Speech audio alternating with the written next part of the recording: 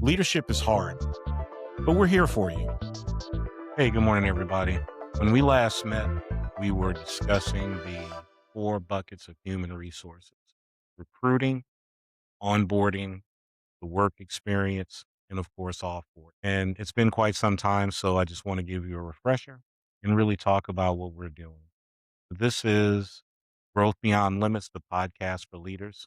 And we're really breaking down important leadership topics for everyone to make sure that leaders are equipped to be effective in the workplace, that they can be mentally resilient, that they can build teams that are functional and practical and be very productive in whatever job sector they exist in.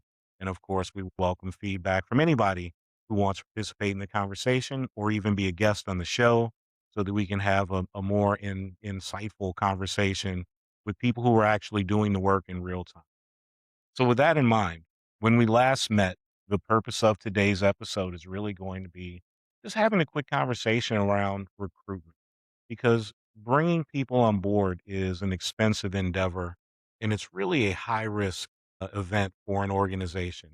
What you bring into the company is very important, and hiring someone that isn't well aligned, that isn't going to be able to make a significant contribution or a very real commitment to that organization is really a detriment to that organization's success and ability to retain talent elsewhere within the organization.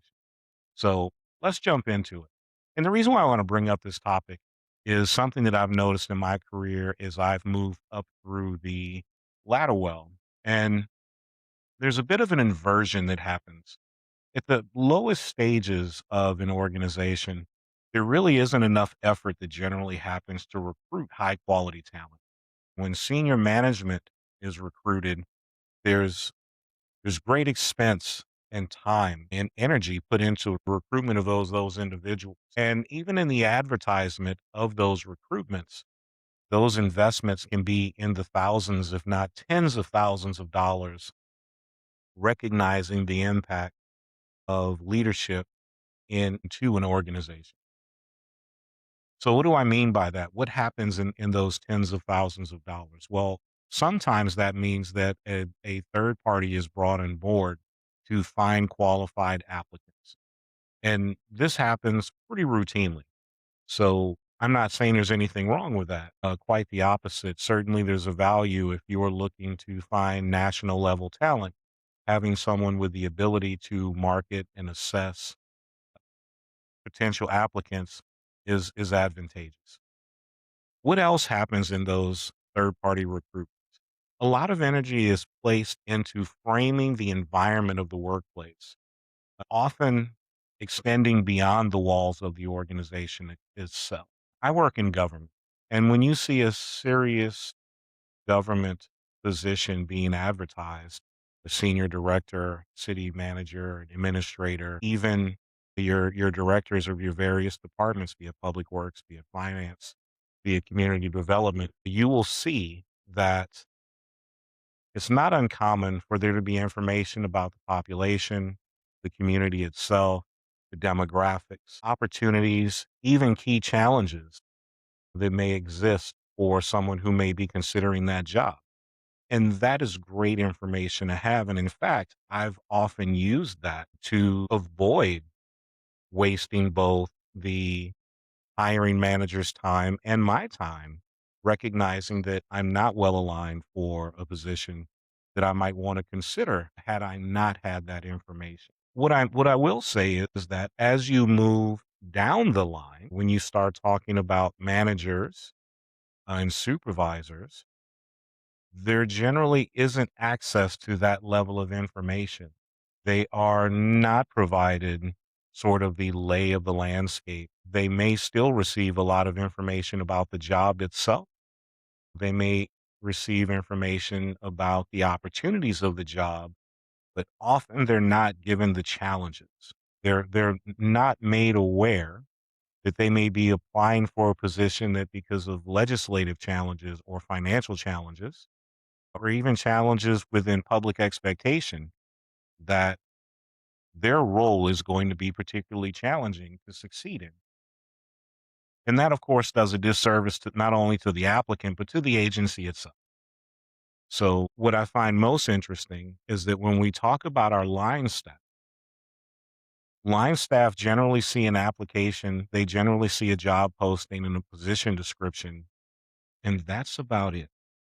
So, for our staff we are going to depend on to do the work day to day, they are often coming into a situation without knowledge, without the provided knowledge of housing costs in the area, or availability of daycare, or any of the supports that they would need to be successful outside of. And of course, the challenge is that those are the employees who, of course, have generally the fewest resources to mitigate any of the impacts of gaps in a community that may exist because of those things. Now, I recognize that there are challenges, particularly if your organization has high turnover rate. You're certainly not going to use a third party recruiter for every position. I am advocating, and I suggest for all of us to look at our job positions and really invest some upfront time, demographic reports, things like that, the economic layout of a particular community, relatively easy to attain.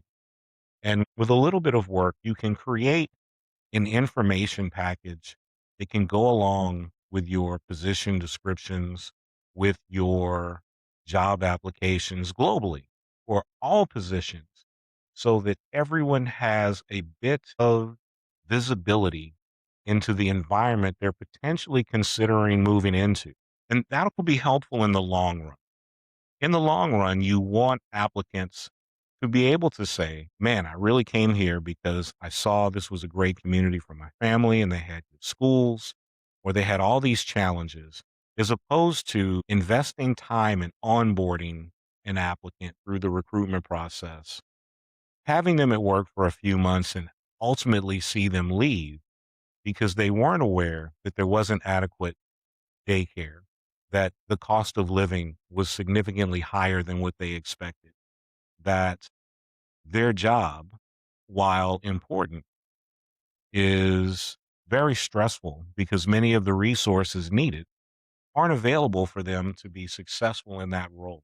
We can accomplish that with a very small amount of work, really time investment in gathering of information that we can share with people globally and really make the hiring experience more viable for everybody involved. Less work ultimately for human resources staff going through applicants who would not necessarily be successful. Higher engagement of the applicants who are there because not only are they simply getting a job description, but they understand the community that they're moving into and they're able to make better decisions for them and their families. And ultimately, what does that lead to? Let's look down the road. That'll lead to higher retention. That'll lead to better productivity. That will lead to goodwill when those employees eventually do offboard, either because they have progressed in their professional lives or they have retired. They will be able to give positive feedback on that organization and say, I was there so long because from the beginning, they made all of this so much more available. They've helped me understand the community. They helped me understand the job, what my role was, what my resources were to be able to achieve that job, and what are the challenges that I'm going to experience. So, with all of that, I hope this has been helpful, and I hope to get feedback from all of you. Our next episode will certainly cover the second bucket, which is onboarding. We'll definitely talk about that. It's something I'm pretty passionate about from a human resources perspective. What people see first, that first impression of the organization lasts, and it becomes a framework on how everything afterward is viewed by that employee. So the last thing that I'll share is that I want you all to keep an eye out. Please check in to SeanFrederickspeaks.com periodically. A wonderful project that I've been working on with some of my former colleagues from my public health days. We have written a book, Resilience in Motion, and we expect the book to be out in August. So there'll be more information on the webpage and social media coming up soon. So please keep an eye out for that. And with that, I'll say thanks for taking time to listen to the Growth Beyond Limits podcast. And we'll hope to see you next week. Talk to you later. Bye bye.